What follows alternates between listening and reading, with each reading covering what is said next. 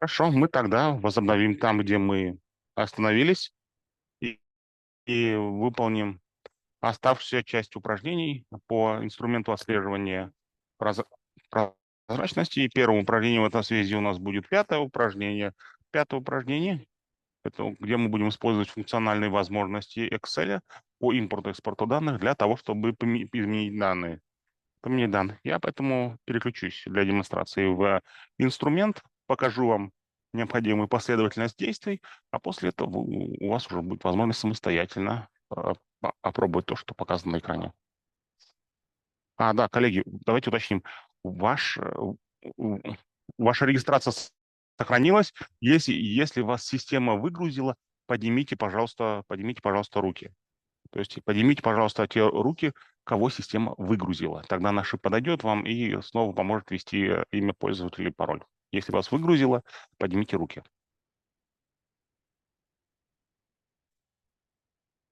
Хорошо. Воспользуемся вот этой кнопкой «Экспорт». Экспорт. И есть возможность, да, там выбрать экспорт current grid из Excel, то есть экспорт текущих данных в формате Excel, и после этого экспортированные данные мы можем открыть уже в Excel.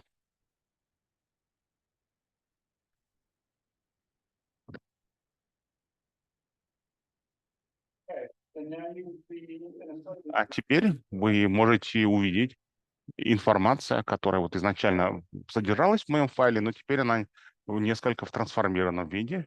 Я, я, я могу здесь внести изменения, вы можете посмотреть, что я меняю. Здесь поменяю 200 на 200 и добавлю также информацию в ячейках, где у меня информация отсутствовала, да.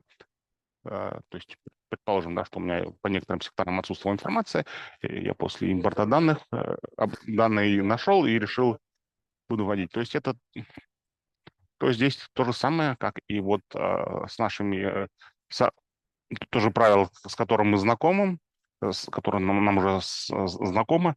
Белым выделены ячейки, где данные можно вводить, серым, где данные нельзя вводить, а зеленым данные показаны, ячейки показаны, где данные производятся на основе данных, введенных в предыдущих ячейках. Зеленый– это значение этих клеток зависит от данных в предыдущих клетках. А теперь я вам покажу, продемонстрирую, что произойдет, если я введу данные в несоответствующем формате. Да? Если я напишу букву в ячейке, где должно быть цифра. Я попробую сохранить. Вот кстати, обратите внимание, да, что функции экспорта и импорта, они в разных частях находятся. Вот импорт в отдельно, вот здесь вот. И можно просто переместить, щелкнув курсором мыши на пиктограмму, файл просто перетащить, можно так, либо же уже там через диалоговое окно выбрать меню. И теперь я перешел в так называемый режим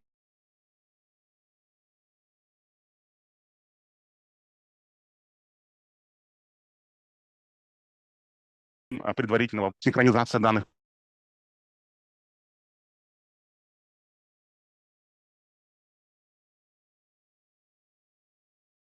а, Принять или отклонить загружаемые данные. И вот мне система покажет, какие данные я добавил. Помните, я 200 добавил. И вот помните вот это обозначение. А помните, там еще я добавил буквенное значение в ячейке, где должно было быть цифровое значение. И, как видите, при импорте эти данные не импортировались. И можно сюда щелкнуть и посмотреть на журнал импорта данных. Щелкнув по этой кнопке, и мне покажет журнал импорта данных. И вот здесь как раз запись системы. Да, было сохранено значение 200 для 2025, но вот ошибка. По 2025 году не могу ввести такую-то ячейку. Вот а, следующее, там это обозначение такой вот ошибки, а потом объяснение ошибки, reason is any number. То есть система нам говорит о том, что система рассчитывала на то, что я введу число, но я число не ввел, и поэтому это значение не смогло система импортировать. И обратите внимание на последнюю строку, на последней строке написано, что импорт данных завершен успешно частично. То есть импорт данных не был полностью прерван, импорт данных был завершен, но не полностью, а лишь частично. И также и теперь, после того, как я импортировал данные, у меня есть возможность либо отменить импорт данных, либо сохранить данных. То есть, и нажав Save, я могу эти данные сохранить, и будет синхронизация, либо отменить. Это вот и все это упражнение, вот и вся суть этого упражнения. Теперь вы можете самостоятельно его проделать.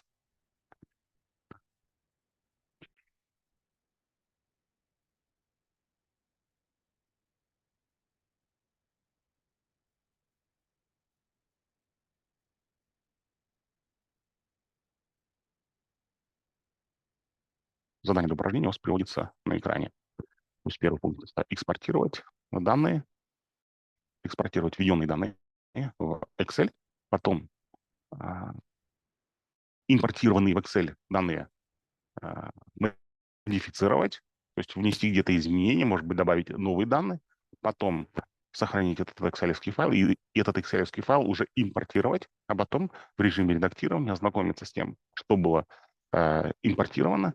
И заключительный пункт этого упражнения — это ваша проверка.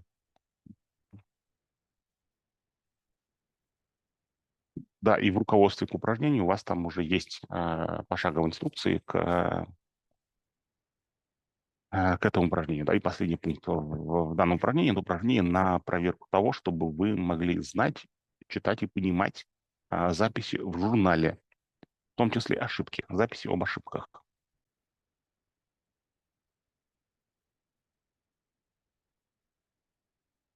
Я думаю, что у тебя было достаточно время выполнить это упражнение. Давайте перейдем к шестому упражнению.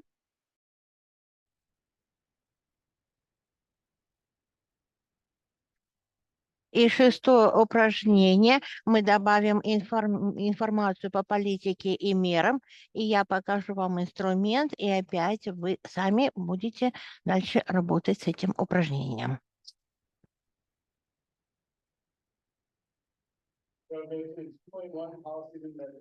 Мы идем в 1.2, это политика и меры, создаем новое, плюс здесь нажимаем, даем имя.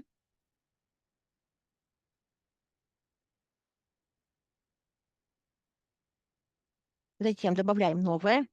И здесь, видите, здесь создается сетка. И затем мы добавляем информацию. Я сюда вот нажимаю. И сейчас у нас есть форма по вводу данных, касающихся политики. Да, и включаем также сценарии мер. И вы дадите лучшее описание, чем я. И нажимаем знак плюс. И дополнительная информация появляется к описанию и к таблице по отчетности. Задачи.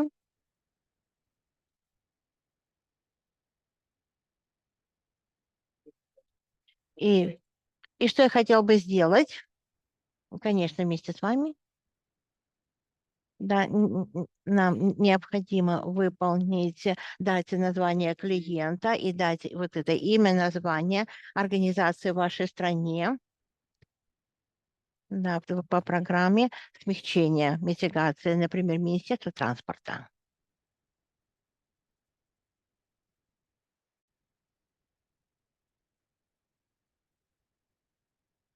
Да, мне кажется, я не добавил. Сейчас вот надо помнить, необходимо знать, вам надо, да, не применять, а надо добавлять. Вот видите, add, добавить кнопку, и вот вы нажимаете add, и тогда вот у вас появляется новая информация, а потом вы уже нажимаете apply. Вначале add, а потом apply. Да, и вот в этой форме вы заполняете информацию, а затем внизу вы, например, год указываете, да, это вот здесь custom footnotes, оттуда вы берете сноски по клиентам и добавляете. Частично, например, выполнено в 2005 году. И здесь также помните, что вы можете использовать комментарии, ячейку.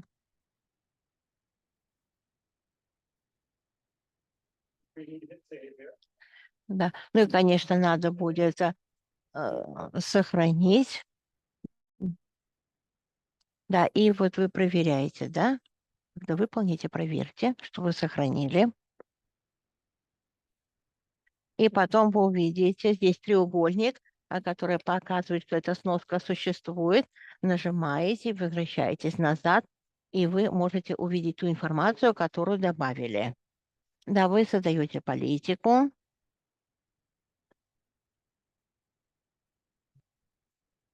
Да, вы заполняете в этом поле информацию, Custom Entry, нажимаете, и потом создаете новые комментарии и сноски.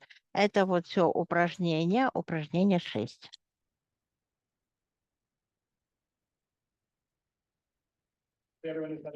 Надеюсь, что у каждого был шанс выполнить это упражнение. Вот, и я думаю, немножко еще время есть. Да, упражнение 7. Здесь будет информация, которая касается АНУФ. Добавляем новые цели. Да, это достаточно такое большое упражнение, но это вот один как бы из последних, который вот генерирует информацию, а потом остальное это вот, ну, на него вот время у нас уйдет, где-то полчасика. И я сейчас покажу вам шаги, а потом вы сами выполните это упражнение.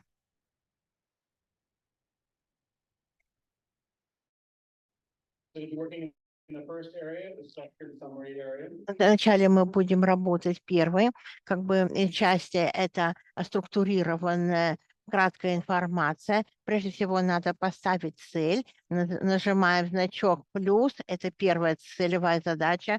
Да, потом, если у вас время будет, вы можете по второй цели поработать.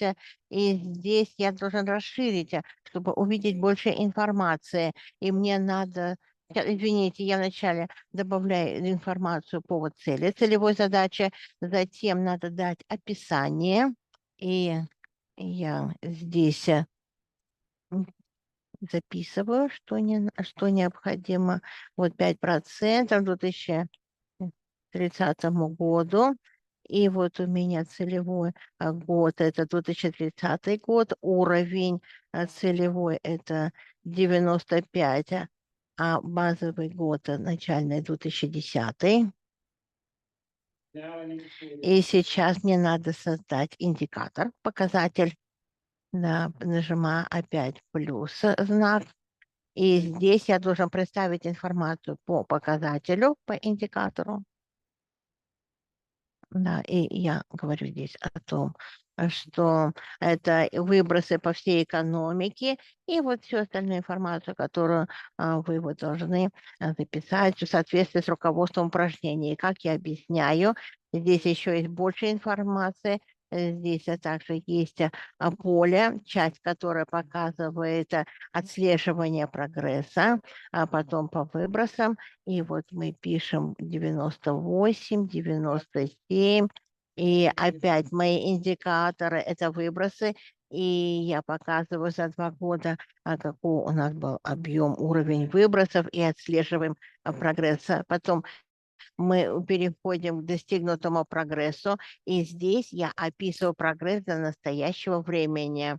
Да, мы говорим о выбросах, которые снижались на 1% ежегодно, уровень выбросов, и здесь даже показываю, мы смогли достигнуть поставленные цели к 2030 году сможем. Да, ну что вот вы считаете нужным, вы здесь записываете. Это цифра, это вот вы отслеживаете прогресс, показываете показатель, потом другие здесь мы поля видим. Это определение, вы добавляете сюда вот определение, вы применяете отбор, и здесь записываете определение, а также методологии и подходы по учету.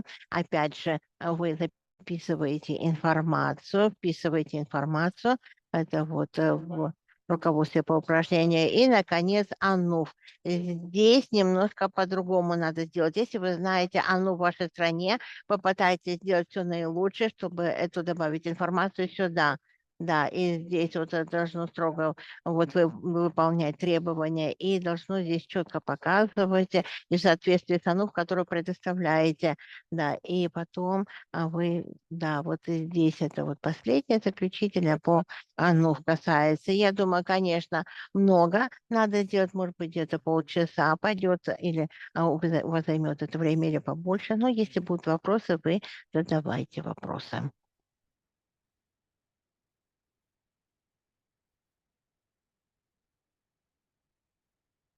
Упражнение 7 – это добавить и изменить данные для структурированного резюме, краткой информации.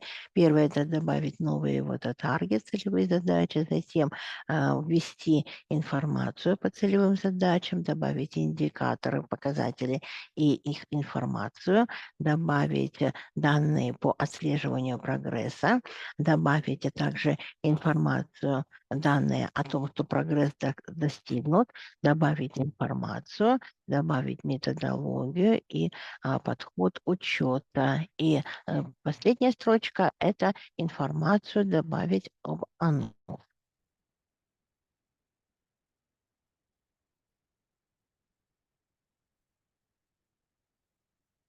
Да, простите за то, что я вынужден вас прервать. Я вижу, что вы, в принципе, много сделали, но у нас просто отведенное время заканчивается, и мы хотим, чтобы у нас было немножко времени на то, чтобы сделать перерыв, прежде чем приступить к следующему упражнению.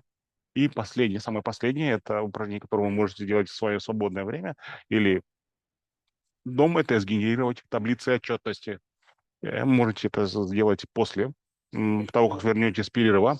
Откройте вкладку Reporting Tables, и вы увидите перечень всех таблиц и также перечень описаний этих таблиц, и вы увидите, что все эти описания, они совпадают с тем, что у вас указано и было в древе навигации, и проще всего выбрать все эти поля, потому что вне зависимости от того, сколько вы выбрали галочек, да, будет сгенерирован один Excel-файл, и потом щелкнуть по кнопке Download as XLX, это вы скачаете тогда это в формате электронной таблицы.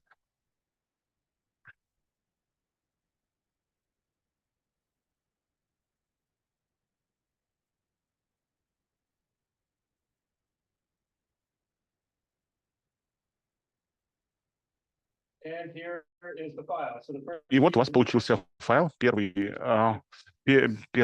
лист в этой тетради – это как бы заголовный список, заглавная страница.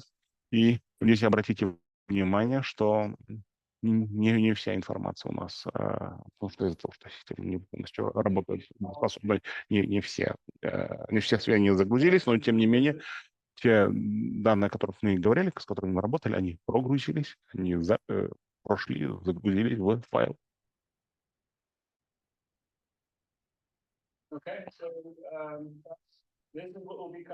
И это вот так будет выглядеть ваша форма, которую вы будете сдавать. И вот здесь вот будут все данные, которые вы видели сегодня.